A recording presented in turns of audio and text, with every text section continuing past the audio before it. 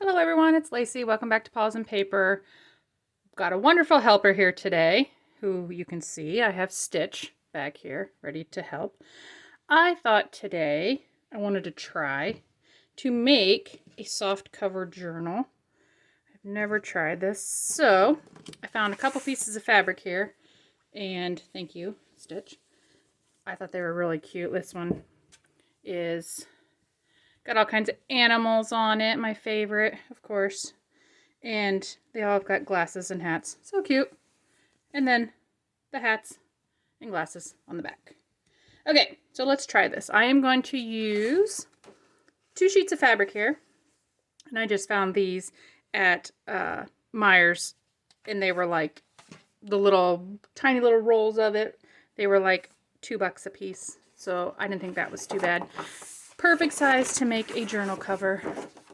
So I'm going to use a file folder, and I think I'm going to do just the standard. Let's do a 6x9 cover. That way I can just fold a regular sheet of copy paper, and we will not have to cut the copy paper. So let's measure out here. You got paper sticking on you, Stitch. And gotta find my ruler. Okie dokie. You need to move a little bit there, bud. Okay, so let's do, first of all, let's just get this tab cut off here. So I don't want all the curlicue. You need to stay over there. Thank you. Alright, so let's just first, let's get just a straight line here. Get some of this extra off. Straight is what I can cut straight. Hey, not bad. Okay, so I want, do I want this? Sure, I think we do. I think I'll leave that and we'll just, no. Should we use that as our spine? Could just fold that, couldn't I? And make that our spine. I believe so. Could we do that? Let's do that. So looky there. Okay. Like I said, I don't know what I'm doing. I'm just, that'll work. Okay, so we'll use that. Let's make that then from my crease here. Let's do 1, 2, 3, 4, 5, 6 inches. We'll do a 6x9. Straight, maybe. Sure. Absolutely. Okay, so we have 6. And let's measure 9 here. 2, 4, 6, 8, 9 puts us here. So let's line that up.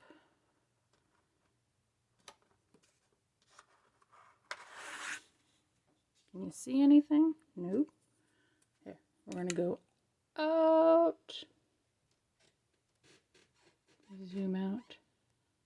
Cooperate with me. Cannot. Technically challenged. Want to go out. Oh, that's in. That's as far as we go out, people. Sorry. Okay. Let's just cut.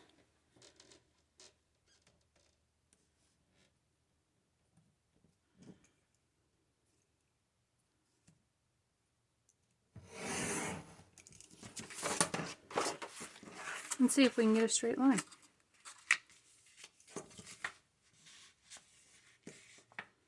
Straight lines and me are not the best of friends.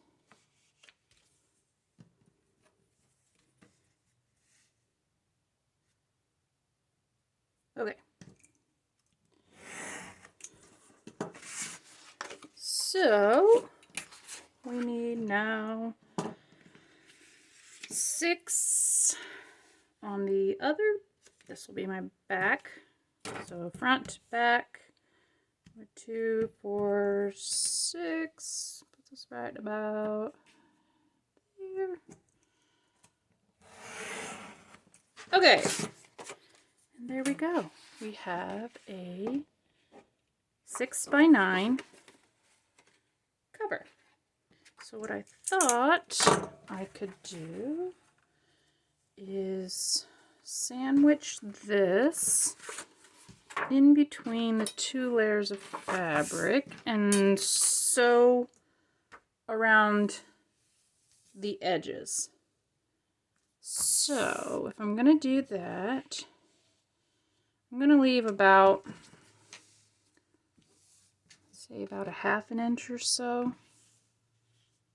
Give myself leeway here, because what we're gonna do is I'm just gonna cover this right over top, so I'm not gonna be folding it in or anything. So let's just leave a 1/2 inch around the outside, and that should be good. That'll give us enough room to sew around the edges, approximately 1/2 inch all the way around. I just thought this fabric was really cute. I saw it and it kind of coordinated, and I'm like, oh, must make a journal out of this one. Plus, the yellow hats are so summery. Reminds me of our warm weather. Hope you're getting warm weather wherever you are. It's actually pretty mild here. So, what I'm going to do is I'm going to take this over to my sewing machine, and I am going to go around, just all the way around the outside edge in a straight stitch. I'm going to do the straight stitch all the way around the outside, and I will be right back. Okay, and we're back. I have sewn all around the outside, as you can see. Just trim off some of this thread here. And you may be wondering why I didn't glue it. Why didn't she glue it on the back? Because honestly, I don't mind that it's loose. I actually like the fabric being a little loose. And the Fabrifix is just going to go straight through this thin fabric. So, if you absolutely hate that, go ahead and just apply a little Fabrifix, paintbrush it down, and then you won't have to worry about it being any types of loose or anything like that. Mine is just wrinkly. I didn't iron it very well, but it's not loose enough to where when it's closed that it's going to make any difference. All right, so this is now my inside, and I want this to be my front. So when I open it, we're going to have this, and we're going to open it to that. So let's cut this. Where should we work from? Should we go here? And just make it roughly the same size as the first. We'll trim off the excess later. So let's give this a trim. And we're gonna do basically the same thing with this one. We're gonna sew around it, except this time I'm gonna do a zigzag stitch around, because this will be on the front. So like the zigzag stitch on the front. So this is going to be my middle. This is my outside like this. So I'm going to now go sew, same thing I did with the first one, sew around it so that I actually hit the cardstock underneath, or the file folder, whatever you have in there. So make sure you come in and stitch, pretty much follow that same stitch line all the way around. And like I said, this one I'm going to do zigzag stitch on it, and I'll probably do a zigzag stitch down each side of the spine here too. So I'll take one stitch down here and one stitch down here, and I will be right back again. Okay, and I'm back, and this is what I have. So I have a zigzag stitch around the outside, if you can see that, and then right down the two signature sides. So when I close it up, we've got this little book. Pretty cute. All right, so now let's get rid of some of this excess here. And what are we gonna do, huh? Stitch. We need to trim around. And I believe, what do we want to do? What do we want to do? We got to figure out. I think I'm gonna put. Yep.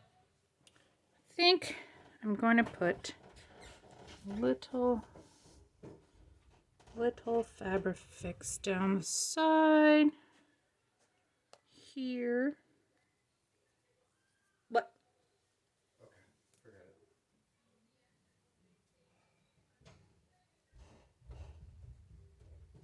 it. Glue that down.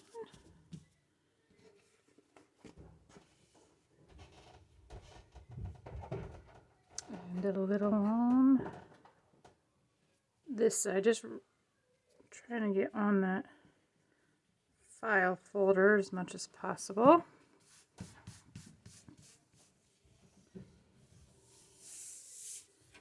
Alrighty. Let's just do the same all the way around. Probably could have done this first, but you know. Trial and error. I do a lot of errors and a lot of trials. But you know what? That's okay. It will all come out in the end. Okay. All the way around. We did there. Let's do a little smidgen here. And a little here.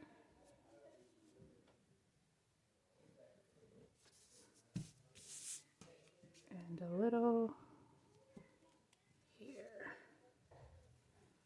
Okay. So, maybe before you do this, just cover the whole thing in Fabrifix.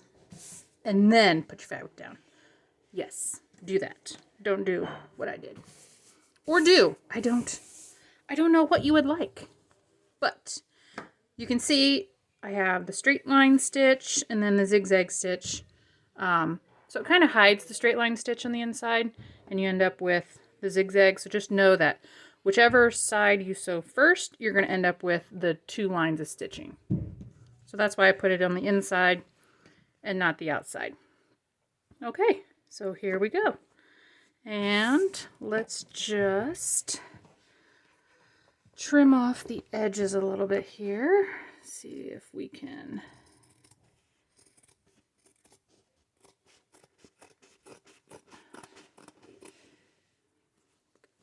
around.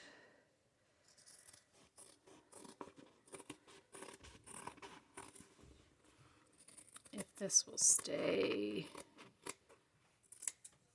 together, or we might have to do some more gluing.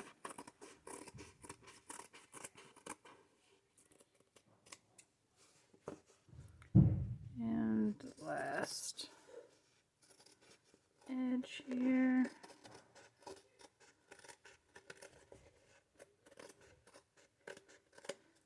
Alrighty. So what do we have? We